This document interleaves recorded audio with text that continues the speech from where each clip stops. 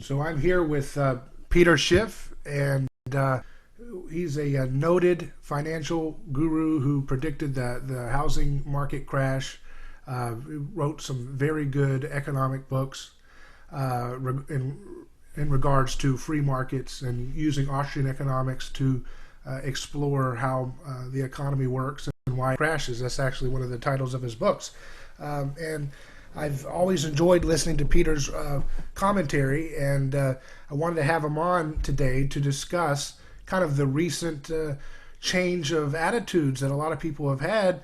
So many people in the liberty movement and so forth, it seems like they're moving towards Bitcoin and cryptocurrencies. And then there's other people in the conservative movement or that community that is looking at Trump as a real hero for the economy. But Schiff, you're still speaking the same message you've been speaking for some time. So I wanted to kind of dive into it with you and see, kind of how you see the lay of the land with what the age of Trump that we're in. Well, I don't think Trump is going to be the hero that a lot of people are hoping he might be. He certainly talked some of the talk as a candidate, and he laid out some of the problems, not all of them, but some of them. But as president, he's basically done a complete 180 when it comes to much of the things that he said as a candidate. He was very critical of the government numbers, particularly those that related to unemployment and job creation. He said they were phony. He said they were a hoax, that it was a con, a fraud. And I believe he was right. I think that the government numbers paint a much rosier picture of the economy than is reality. And Trump recognized that. And a lot of the voters knew that because they were living in reality, not in a government statistical fantasy. And so the fact that Trump was calling out everybody's BS, that appealed to a lot of people. But now that he's president, he's embracing those statistics and claiming credit for how great the job market is based on government statistics. When he ran for president, he was very clear that the stock market was a bubble and that eventually it would pop and it was going to be a big problem. Now that he's the candidate, he loves the stock market. He claims credit every time it goes up and he thinks it's great. He has dramatically increased the size of government. As a candidate, he was saying that the debt was a problem, that it was a disgrace, that Obama has ran up so much debt, and he's going to outdo him. In fact, we just went through 21 trillion on the national debt this year. When Trump came in, it was under 20 trillion. We're going to break 22 trillion before the end of this calendar year. In fact, the deficits under Trump are going to be larger than the ones under Obama, even though Obama created those records during the Great Recession. Trump is going to surpass him while the economy is supposedly expanding. So I believe we will end up in a recession before Trump finishes his term, in which case we'll be looking at deficits well north of $2 trillion. So government is getting bigger, debts are getting bigger. As a candidate, he was critical of the trade deficit. Well, we have bigger trade deficits under Trump than we did under Obama. In fact, if you don't count oil, they're all-time record highs. So trade deficits are exploding, budget deficits are exploding. Government has gotten a lot bigger under Trump, and it's going to get even bigger still. So we haven't done anything to make America great again, yet Trump claims that he's already done it. He said that when he runs for re-election, he's got to change his slogan because he can't campaign on Make America Great Again because he's already done that. And so it's going to be Keep America Great. But unfortunately, we're not even close to great. We're less great now than we were when he was a candidate. Mm-hmm. Yeah, but at the same time, it seems as if you've been speaking this message for a long time under Bush and Obama and now Trump. Do you start to think that perhaps the faith in the state managing our economy is just that? It's a faith. It's not rational. And there's no way we're going to persuade people out of it. Do you think? Are you coming to that conclusion? I have for a little bit. And the problem is the state should not be involved with managing the economy. The economy should manage itself. I mean, that's what a free market is all about. We don't want a centrally planned command economy. We don't want bureaucrats trying to decide what the free market should be left to determine. And that is the problem. You've got so many people who are not happy with the free market and they want to stack the deck in their favor. That's where government comes in. People are not satisfied with a fair, market-driven allocation of goods and services and resources, and they want to bribe government into stacking the deck in their favor. And that's what it's all about. And you have people making contributions to their favorite candidates, hoping that the candidate will somehow interfere in the free market and deliver to them a reward that is really in excess of their contribution to society by way of their productivity and how much, what they're putting in. The free market is very fair. You get out what you put in, right? Those that contribute the most earn the most. But under a system where the government determines things, it's who's got the best political connections. And that's why those economies fail, because, it's politicians that are making decisions rather than the free market. The market allocates our resources efficiently, and it provides the appropriate incentives for people to create wealth and to, increase the living standards of other people. And yet you say this, but again, it doesn't seem to be clicking in with anybody. It seems like what we're talking about with politics is a completely irrational enterprise, like a religious superstition. I don't see any indicators that people are listening to this message in any larger amount than they were under the age of, during the Ron Paul revolution, the first two times, Yeah, well, the problem is that in many cases, it's not irrational. People are just rationally pursuing their own self-interest, and they're using politics to achieve those goals. And that is the problem. That's what the Constitution was written to prevent, to keep government small so that people couldn't look to government for an advantage or look to government for solutions to problems. We want the government simply to protect individual liberty, individual rights, private property, and that's it.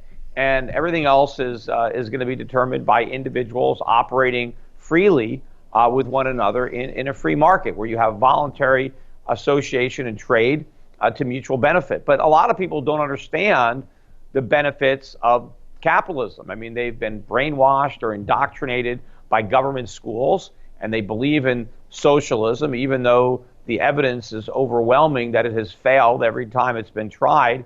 Yet it's people still believe in it. I mean, look at the popularity of Bernie Sanders in the Democratic Party, who is proud to call himself a socialist, and he's the most popular Democrat that there is. And I think the Democratic Party, for all practical purposes, is now the Socialist Party. And I think Bernie Sanders has basically done that. I think Trump has turned the Republican Party into the Democratic Party. A lot of Republicans who are so excited about Trump, they don't realize how much of a Democrat he is. It's just that I guess compared to the socialists, he looks like a Republican. But that's the two-party system we have now, the Democrats and the socialists. And when those are your choices, you're really in a lot of trouble. Mm-hmm. Do you see Trump as the same as George W. Bush, as just another kind of a corporatist? Is that what you would say? Or do you think he's even more to the left? I don't know. I don't know what he is. Yeah. I mean, I think he's certainly a showman. He is a TV star. Don't forget that. He understands how to put on a show, and that's what I think he's doing. And I think he won the election by saying the things that he thought he needed to say to appeal to a very disgruntled electorate. He's now switched gears now that he's the incumbent. He's trying to pretend that everything is great and that he's already made America great. That's just going to be a very hard message to sell in 2020. I think a lot of the people who voted for him in 2016 are going to take offense by the president claiming victory when there is no victory. Yeah, to me, it just seems like this is a cooked goose politically. There's no hope we should even look at that as a solution, because it seems like we need to look elsewhere. It doesn't mean that we're supposed to be cynical, but I just think I just think we need to write off politics, because it's not going to be, the people, even if we could by some miracle elect a Rand Paul type, he's not going to get through anything. They're not going to let him. The Congress is going to do everything they can to sabotage.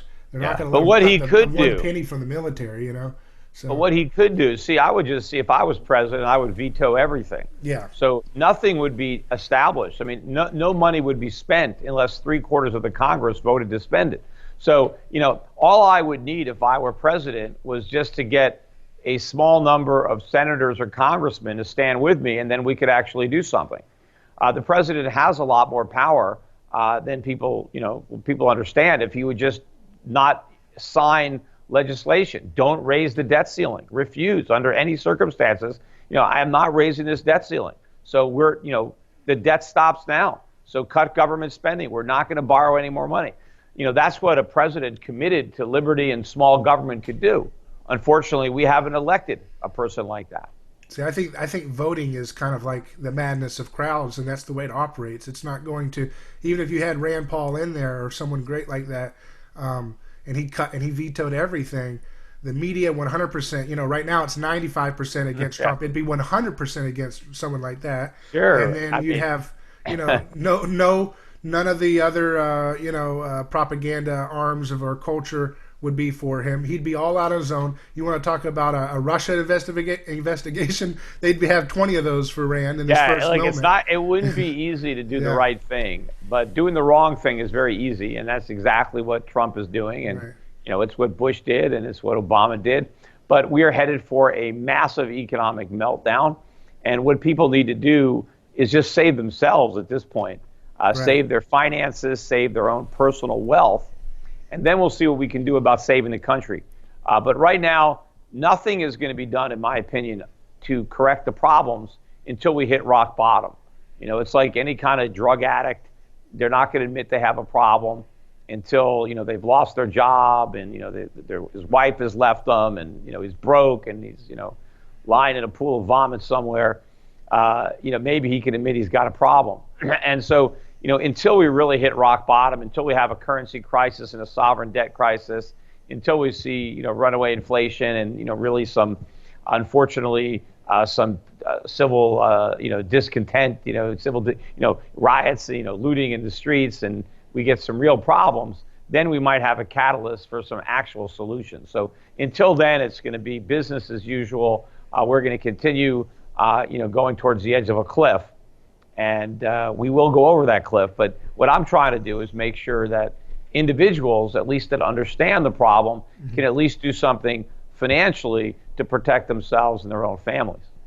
So do you see that it's basically the next crash is going to involve a housing crash and a stock crash kind of thing in Trump's first term? Well, it's going to be more of a dollar crash. I mean, I think that's really what happens, because I think that the Federal Reserve is going to try to prop up the asset bubbles that it deliberately inflated as a result of the 08-09 experience. So they're going to try to keep the bond market from imploding, the stock market, the real estate market.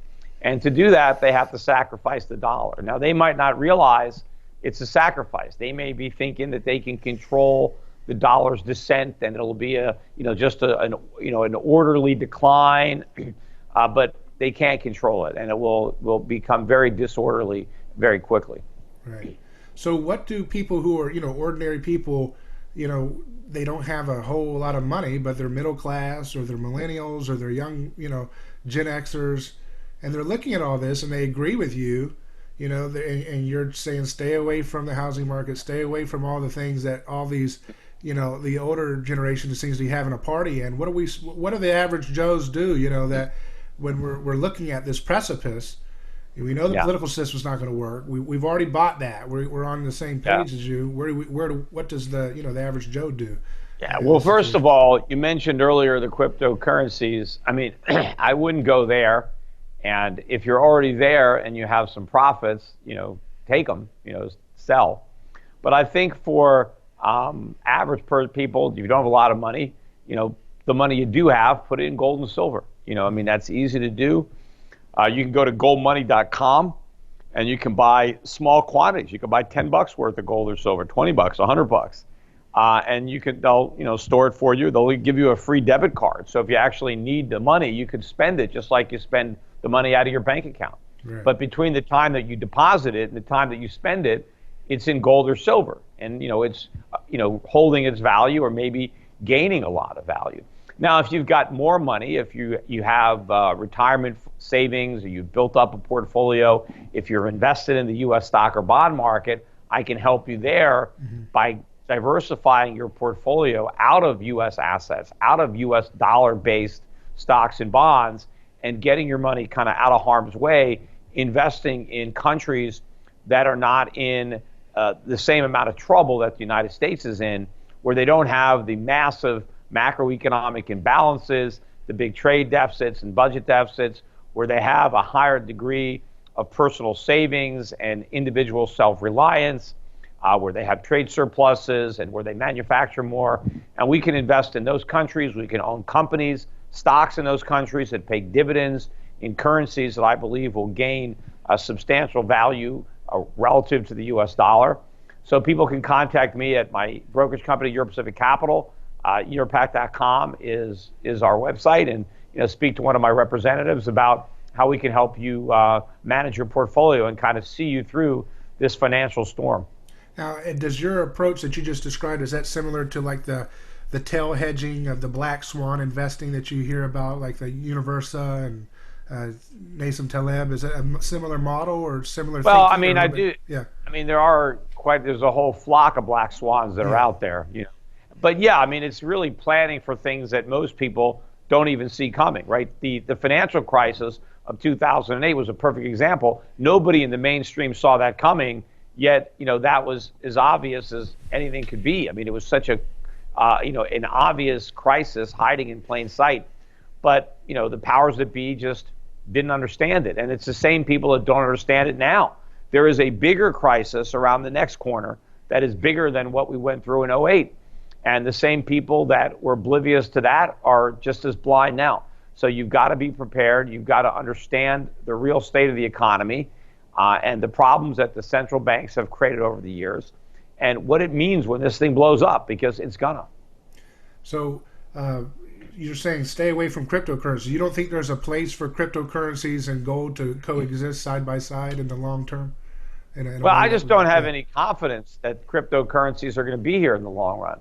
I mean, in the short run, people have made a lot of money speculating on them. In fact, so much so that there's better than 1,500 of them that you could choose from. But, a lot of these currencies, cryptocurrencies, I don't even really want to call them currencies because they're really just like crypto assets. Nobody really uses them as a medium of exchange. They just speculate on them. But, we had a huge move up. And now a lot of these cryptos in the last few months have gone down 50, 60, 70, 80% or more. So you've had a lot of bubbles that have popped.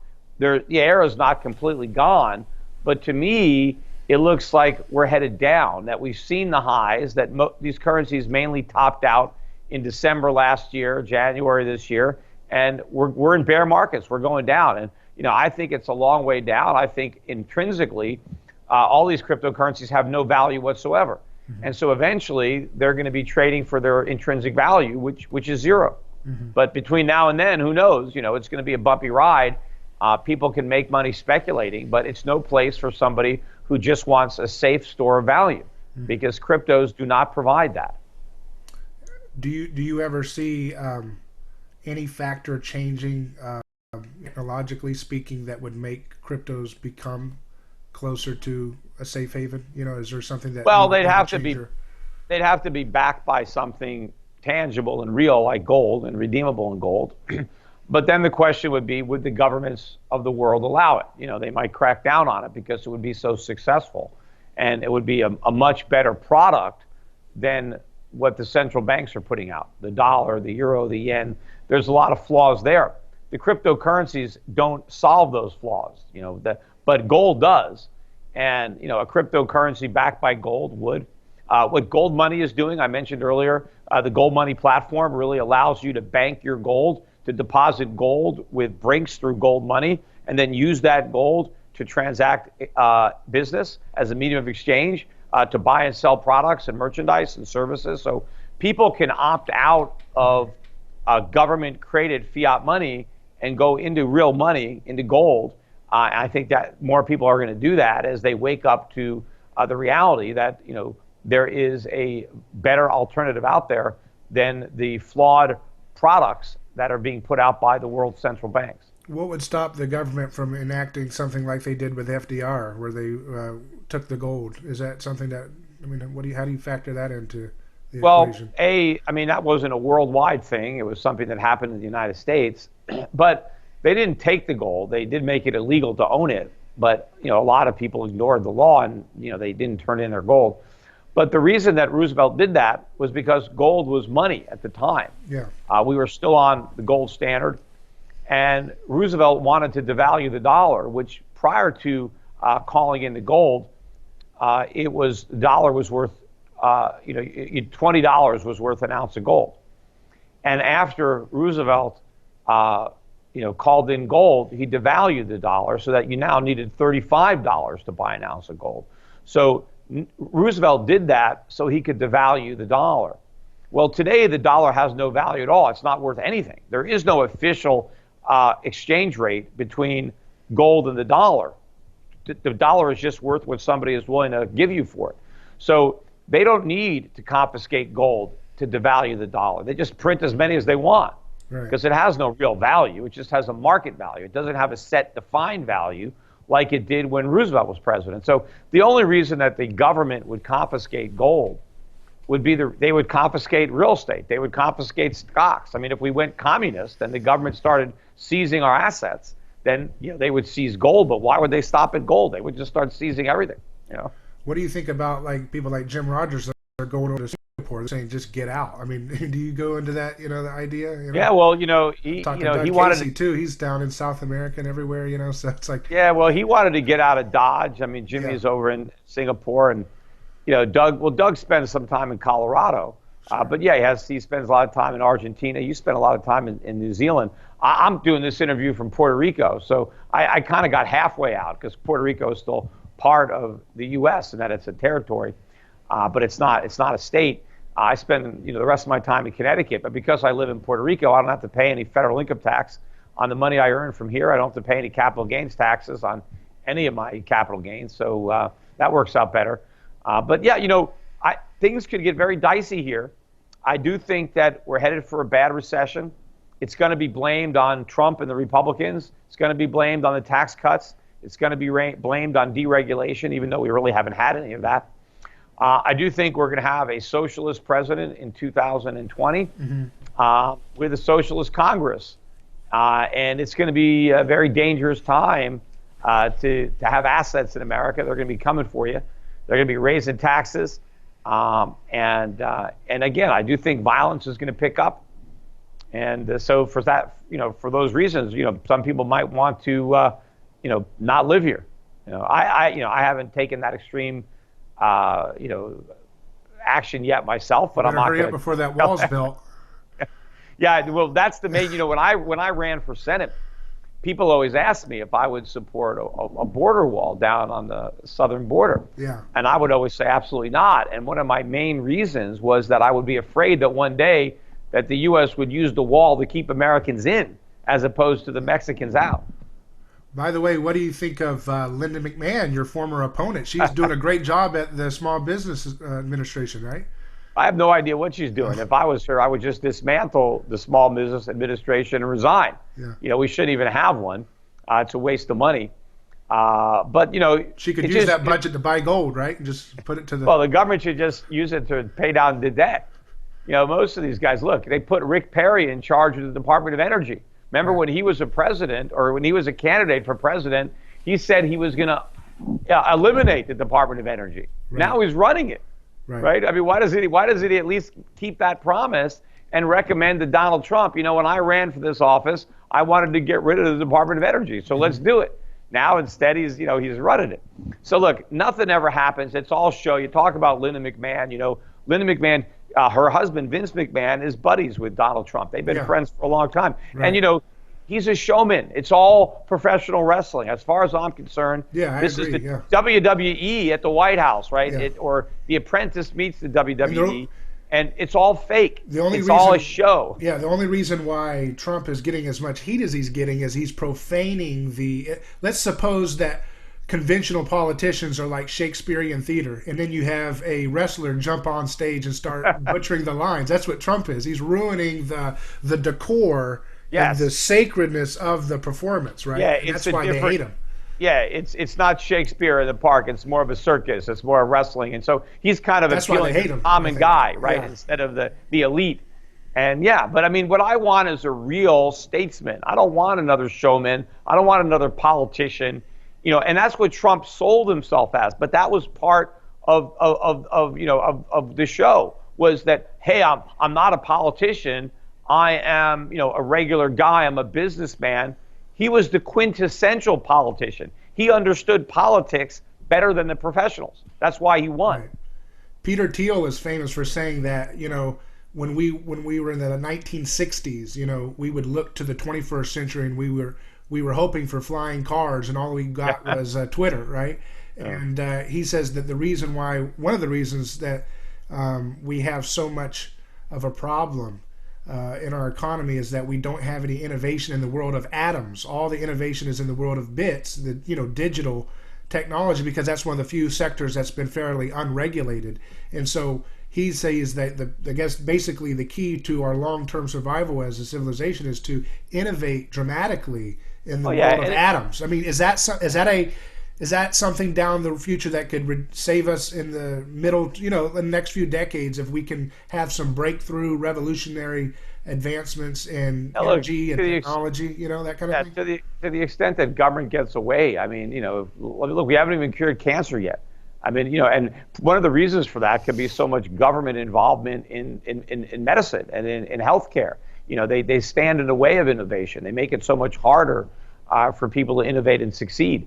But yet, to the extent that we can get government out of the economy, then we're going to have more prosperity. We're going to have more inventions when government, it takes a back seat. The good news is at least you have all the Chinese, they used to be struggling with communism. Right. That is moving the other direction. So that's another billion people that can be using their minds creatively to try to solve problems. That's what we need. I mean, individuals will solve problems until they become bureaucrats. Then they just create problems. But when they're in the free market, pursuing their own self-interest, the only way they can do that is to improve everybody else's life, to come up with a product or a service that other people desire. When you're a politician, you don't have to do any of that. Yeah. Right? All you do is sell your influence. It's like the mob. The mob doesn't create wealth when they go out and they extort protection money from local shopkeepers, right? That's what bureaucrats are. When you think of a politician, just think of a mobster. That's really what they are. Sure. Do you think that is it possible that if there was a breakthrough energy technology revolution, akin to the discovery of the car and the combustion engine like we used to have, could that be enough wealth explosion to override the rot that's been created by central banks and the Western governments? I don't know. I mean, first of all, we already significantly increased our production of energy in the United States with hydraulic fracking and all that. Yeah. And so that has helped. I mean, that has probably bought us some time. That has delayed the day of reckoning, by several years, maybe even a decade. But, we've almost used that up. Right. So it's not enough. I mean, government is growing faster than the economy. Sure. Government is growing faster than we can innovate. I think the key thing here in the big picture, especially in my generation and people who are interested in, how we're going to solve this culturally. I think that the key is we have to engage the culture about our addiction to violence. We need to tell stories as a culture in art and media, in all kinds of new technologies like what we're doing right now, where we're doing, online media to go against the narratives of the old dinosaur media. Yeah. We need to use narratives that strike at the heart of the violence that's inherent to state and central bank, planning. Yeah, right? And we have to get people to understand that government is force, which is violence. That's what government is about. And when we're condoning legalized theft, we are condoning violence. And once you tell people that it's okay to steal from somebody else, as long as you do it through the voting booth, through a politician, then you no longer have a respect for private property and for individual liberties. And then it's just one step. Well, if it's okay for me to vote for somebody to steal from me, why can't I just steal directly? Why can't I just cut out the middleman? I mean, why do I need a politician to do my dirty work? If it's okay to take money from my neighbor, why don't I just go take it, right? We all believe in cutting out the middleman and being efficient, and I can steal a lot more efficiently if I just do it myself. Sure. I don't have to rely on a bureaucrat. In fact, when the government steals from you, they take a huge cut of what they steal. So it's very inefficient. And then and then they use the most barbaric means. If you object to taxation or any of their economic regulations, they put you in a cage. Oh yeah, they put you in a cage with violent people. Even though if you've done nothing violent, you're nonviolent. That's I call that a sacrificial violent religion to me. I explore modern states through an anthropologically guided lens, through a philosopher who passed. He taught at Stanford, and he died in 2015.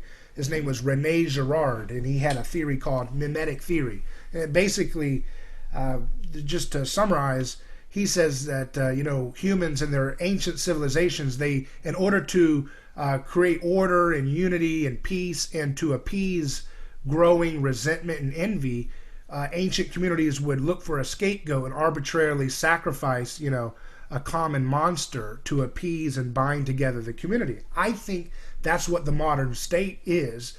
It's the perpetuation of this ritualistic, we have to sacrifice the drug user, sacrifice the greedy tax objector, sacrifice. It's always the one has to perish. Right? It's even worse than that, because if there is no monster, they will invent one. They'll create a monster, and then they can save us from the monster that they created. That's what government, they live off of that fear. They want us to be afraid of something, so we'll look to government to protect us. We have to be afraid of the drug user, so that when we watch the TV, the local news, and they say a drug house was just busted, you feel really good. Oh, wow, that's not me. I feel like I'm safer. That's that little catharsis, right? And that's what you're talking about there, that we invent these monsters in order to justify the use of violence against nonviolent people. I think that's the key narrative that we have to change there, because as long as we, you and I, we can get into economics and the theory and all these numbers, but the average person is moved by storytelling, and it's like we have to take the story back of our culture and tell a narrative, an overarching narrative that hits the heart and says, no, it is not okay to use violence against your neighbor for nonviolent reason, for nonviolent vice or behavior or anything you disagree with. The only time you can use force is if it's to stop fraud or violence or assault or anything like that. Yeah, it's you're using it as a defense mechanism. You're just using force to repel force. Right. You're not initiating force. You're just responding to force. And there's a difference between defending yourself and then aggressively attacking somebody else. But we have to get people to understand that when you are taxing somebody and taking their money and giving it to other people, that is an attack, that is force. They're not voluntarily donating that money to a good cause. You are taking it from them. And most people will agree that even if you have a good cause, I can't see somebody on the street who I think is wealthy and then go steal their watch and then donate it to the Red Cross. Right? Everybody would agree that's wrong, even though I have a noble purpose. I mean, Robin Hood was breaking the law. I can't steal from the rich and give to the poor. Well, if you can't steal from the rich and give to the poor, you can't tax the rich and give to the poor. Yeah. It's the same concept. Taxes are to support the general government, not to specifically support one individual at the expense of somebody else. So we can tax everybody for the benefit of everybody, for to build something, that everybody uses. But we can't just say, hey, this person has a lot of money and this person doesn't. Let's tax the person with the money to give it to the person without the money. That is just legalized theft, and it is unconstitutional. It is immoral. And the fact that we condone it is the reason that the moral fabric of the nation has imploded. And see, it's bizarre for people to think that the biggest humanitarians on TV today are people like you who are financial advisors. Like you're not thinking about, you present yourself in a very, I'm here to tell you practical advices to grow your assets and so forth.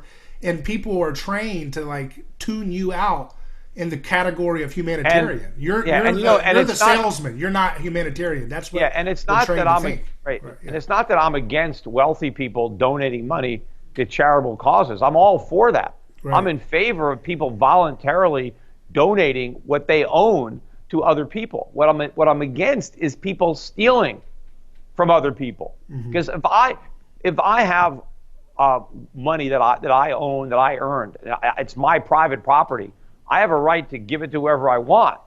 Somebody else doesn't have a right to steal it from me and then give it to who they want. Right? If whoever earns the money decides what they want to do with it, who they want to give it to. Right. And the interesting thing is, when you look at a private charity versus government, right? When governments get into the business of charity through welfare and redistribution, it's extremely inefficient. It may take bureaucracy 90 cents out of a dollar just to pay for itself. So they have to tax a dollar to give 10 cents to poor people, whatever. But in the private world, it's the other way around. They'll take a dollar in donations, take 10 cents to run the charity, and give away 90. Right. So the free market is going to be a much better steward of charitable giving. Certainly, if I'm going to give money away, I'm going to make sure that I'm doing it as efficiently as possible, and the people who are getting it are deserving recipients of my charitable gift. And of course, when you have the free market, right? Let's say people are trying to help people out of poverty. Private charity wants to end poverty. Government charity wants to perpetuate poverty. Right. The last thing a government anti-poverty program wants to do is eliminate poverty, because now they're all out of a job. Sure. I mean, so they want to make sure that they keep people poor, so they keep needing the welfare money, so they'll keep getting their votes. So you don't want the state to be involved in charity.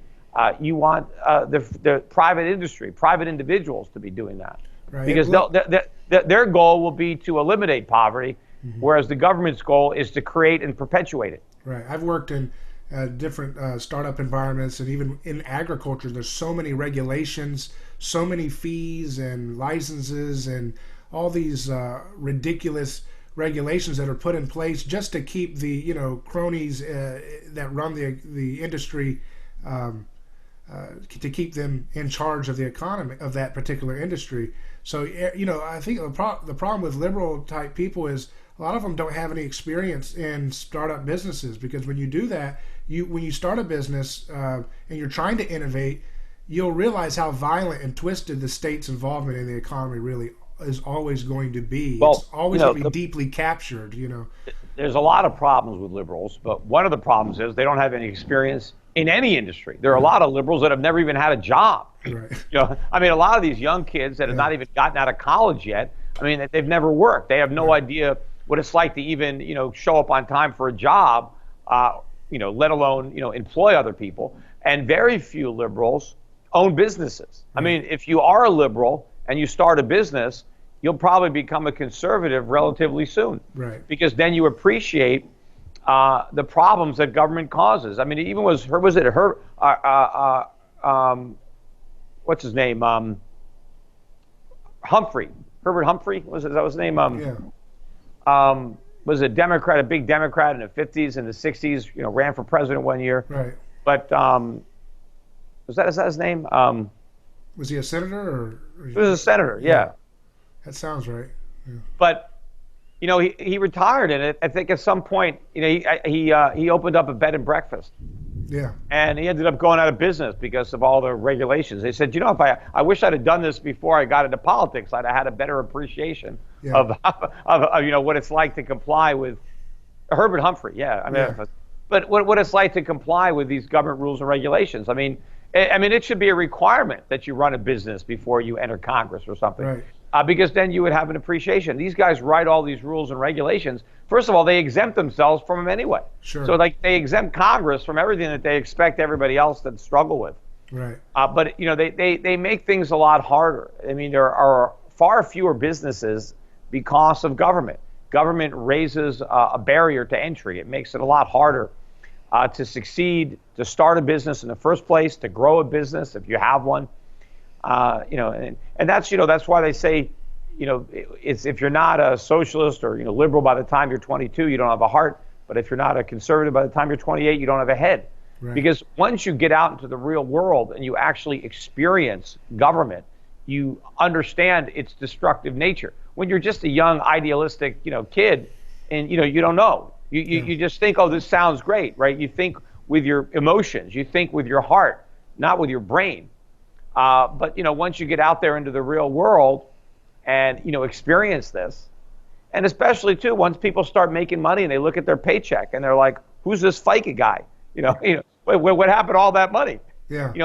Then people start appreciating the cost of government. See, it's great to be in favor of government when you're a kid and you don't pay for any of it. Right. But the minute you actually have a job and then you see the money coming out of your paycheck, it's like, wait a minute, all this government costs this much money, then all of a sudden it's not as appealing. Right. I think one of the strategies that we can employ in trying to reach out and change people's minds about this, because ultimately that's what it's going to come down to. It's not going to be personalities, Trump or any politician. It's going to be changing the cultural's appetite for the use of violence to solve nonviolent problems that don't need to be resolved in that way. And one of the things I do is try to engage the Christian community. 75-80% of the U.S. population claims to be a Christian. That word Christian means a little Jesus, imitator of Jesus. So regardless of what we believe, religiously about Jesus, most historians say he was a historical person, real person. And if you read the text of his writing, of his life, you'll see that he was lynched because he was accused of being a tax objector. That's one of the things they charged him with. They also lynched him because Caiaphas, the high priest overseeing this, he said that it's better. He said, you guys have no idea. It's better that one man die than the whole nation perish. And I thought to myself, when I heard that, I was like, that's the heart of the state.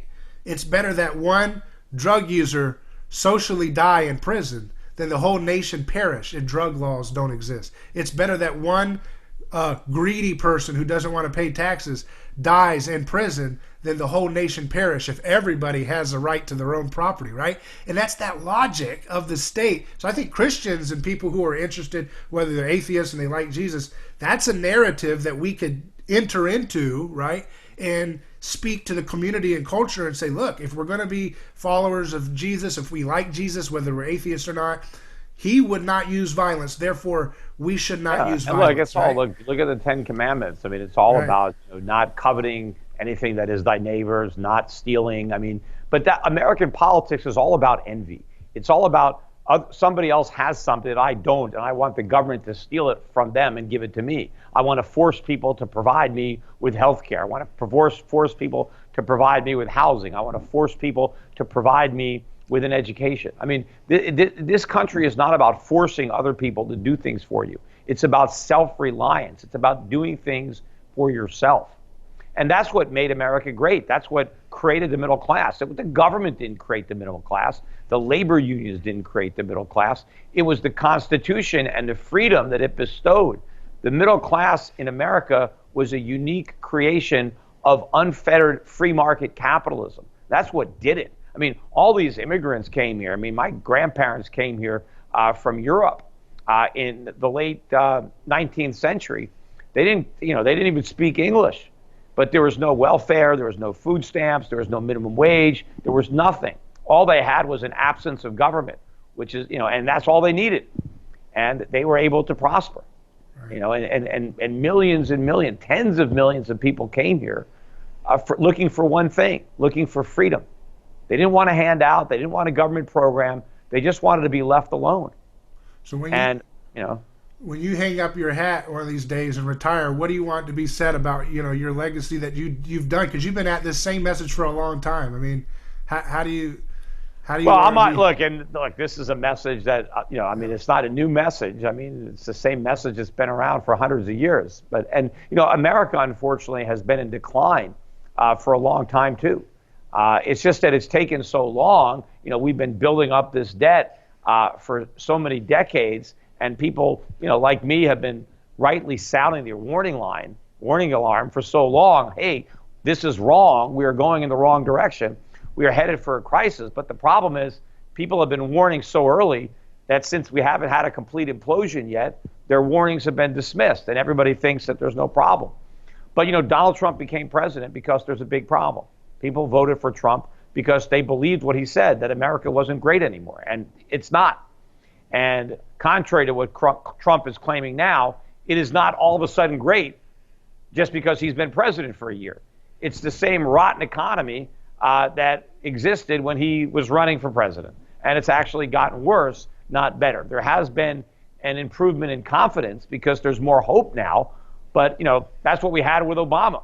A lot of people voted for Obama, and they were very hopeful that things were going to change. And they didn't change. They got worse.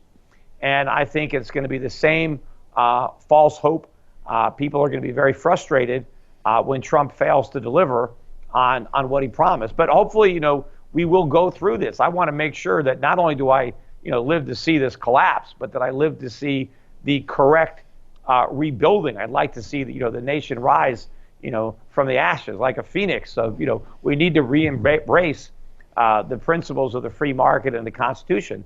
And so that's what I'm hopeful for. I mean, we got to get the crash out of the way. The sooner the better. Yeah. But the sooner we can, we can, allow this phony economy to implode, the sooner we can do what's necessary to allow a real economy to replace it.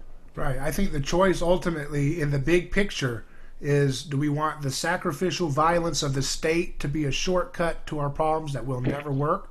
Or do we want to be based on love and forbearance and tolerance of each other and be able to voluntarily create institutions and solutions to solve the health problems that we are always plagued by and the poverty issues? I think we can solve those things through nonviolent funded mechanisms, new ideas, new apps, new technologies, Bitcoin, whatever it is. The blockchains could be used to solve some of these interesting things down the road.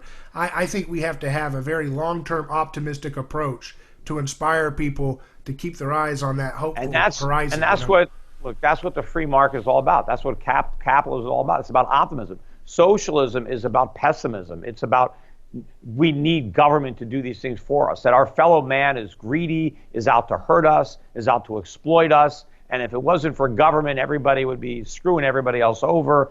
And nobody can be trusted. Nobody is honest, except, of course, the people that we elect to be in power, right? Which is the ultimate irony. Once you put somebody in power, Lord Acton said power corrupts and absolute power corrupts absolutely. And that's what happens when you instill people in government, right? They get power. When people are in the free market, they don't have any power. All they can do is persuade you. All they can do is try to convince you that they've got something that you want. They've got to work hard to improve your lives and to do a better job than their competitor, to win your business. The government, you're a captive audience. They do whatever they want. They control you because they have the power. They can regulate you and they can tax you. And so it's amazing that liberals so distrust individuals who start businesses, but completely trust individuals who are elected into political office. Mm-hmm. So we have to decide, are we going to have our nation be a nation of persuasion or coercion? That's the fundamental takeaway. Hey, I appreciate talking with you. Everyone should check out the Peter Schiff Show and look up EuroPacific Capital if you're interested in that, or Gold Money is another venture that Schiff is involved with, right? And I do my podcast a couple of weeks, usually schiffradio.com. You can also see me on YouTube, Facebook, Twitter. I'm all over social media, so you can follow me there. And when you go to my EuroPac website, europac.com, you can sign up to get some of the news written stuff that I put out, weekly digests, and get on my mailing list in case I'm going to be talking somewhere near you at a conference, at an event. You'll get a heads up that I'm headed out there. Well, it's been a pleasure speaking with you. You have a good day. You too. Thanks.